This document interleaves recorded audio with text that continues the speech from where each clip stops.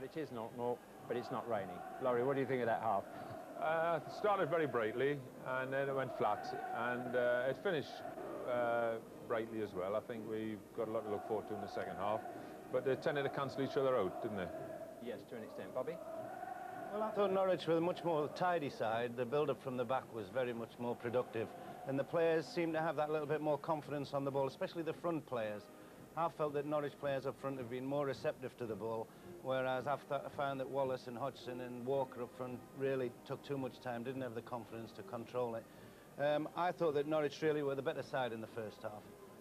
I'm not suggesting at the end of the match that they'll win it, because I tend to think that Sunderland are a little bit more physically strong. But nevertheless, the football has been better from Norwich in the build-up. Well, there's an honest opinion, but will you take that as a fair criticism? Yeah, obviously fair criticism. As Bobby says, I think from Sunderland's point of view, things haven't gone great in the first half, but the longer it goes on, Nilsic, the more confident I think Sunderland fans can feel. But I don't know, things haven't quite worked out for them. Let's hope the second half's going to be a lot better. You still feel the manager picked the wrong team, do you? I'm not going to say anything. Yeah. I might see him later. Courage, courage, courage. Well, there were moments, of course, and the one just before half-time, Laurie, when it looked as if Sunderland might have done it. The clearest chance of the match, with Walker breaking right the way through the centre. Yeah, I think he got a bit of a deflection off the defender here, and normally this is the lad that you would put your money on to knock it in. He's done well this year for Sunderland on breakaways. Ooh. Good control there. No, I don't think so. He just gets pulled back there. The referee allowed him to go on. I felt he took a diagonal run a bit too early. I mean, Bobby would know better than me. Should he have gone straight on there, do you think? Well, that's the problem with being a one-sided player. He was on the right-hand side of the field. He was desperate to get onto his left foot. He realised he had a chance.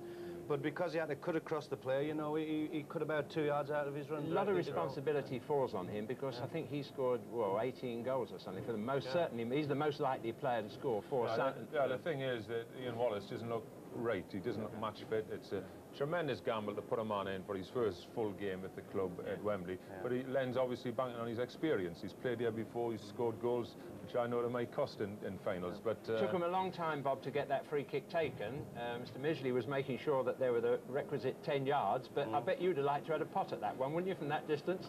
Well, on a greasy pitch, yeah. It's coming up now. Just a straightforward knock for Walker to hit the ball. He actually just hit it too high. It's as straightforward as that. But with the ball being very, very greasy and the pitch being greasy, you know, you'd make a big effort, I would have thought, in that situation, to keep it on the deck. Hard for the goalkeeper to grab as well. But yeah, the goalkeeper's quite relieved, I think. I think he was at the end of the day. Well, let's take a look now at the moments when Norwich might have scored. Bob said they were the most likely side. There were three where it almost happened. The first one, the header from young Barham, which was the ball inside the fullback. Well, it was a very good setup, this, and that was a lovely ball inside the fullback. And then the test for the young winger, Donovan, who has been described as a manager's nightmare, but most wingers are. Can he get a good cross in?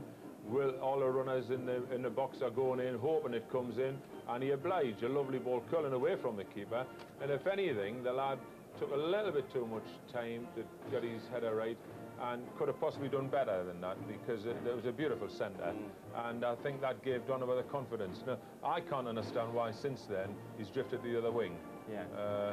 I think they've lost their effectiveness by switching him, but also I think that Sunderland are employing a sweeper system, and if your two centre-halves aren't marking very tight, well, then you can do away with the sweeper. It's a luxury.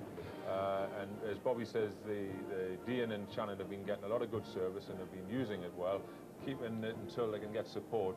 I don't think Sunderland are getting enough out of the right back, for instance. He should be giving them width, and they're only playing down one side. And if in the second half, if they can broaden their attack, I think we'll see a better Sunderland defence. You can rest. Len Ash has to be doing all that while you're worrying about it, don't you worry. But you said that wingers were a manager's nightmare, but they can be a fan's delight. And Donovan, in fact, Bob, crossed that ball from which gave Dean a chance. Yeah, from crosses, whatever they do when they annoy you. Straightforward cross, yes. Here it comes. That's Shannon that comes in, gets the ball, just actually puts it in where he's going to create some trouble.